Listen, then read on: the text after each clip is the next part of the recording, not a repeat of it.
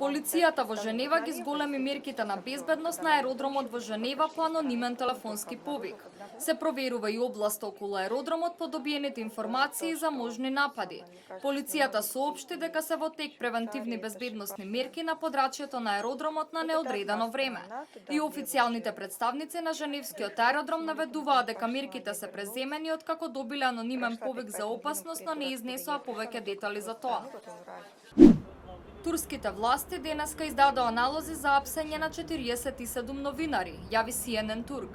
Апсењата се во рамки на истрагата против лица поврзани со исламскиот проповедник Фетула Гюлен, кого Анкара го обвинува дека стои за добедот за преврат извршен од фракција во армијата со цел да бидат соборени од власт председателот Реџеп Тајип Ердоган и неговата партија за правда и развој.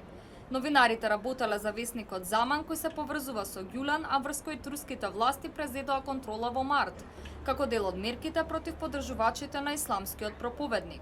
Полицијата упаднала во домот на еден од осомничените, Шахин Алпај, околу 6 часот денеска и по претресот на неговиот дом во центарот на Истанбул, кој траел околу 2,5 часа, го привела. По неуспешниот обид за преврат, турските власти у Апсија почнаа судски процес или отпуштија повеќе од 60.000 војници, полицајци, судии, професори и државни службеници. 3 лица го загубија животот на оддел за дијализа на американската болница во Тирана кога беа полеани со бензин и живи запалени. Помеѓу настраданите и лицето кое го предизвикало пожарот. Едно лице се бори за живот кој било мета на нападот. Нападот го извршил извесен Ценај Лефтер, кој кратко време пред стаотниот пожар имал расправија со жртвата.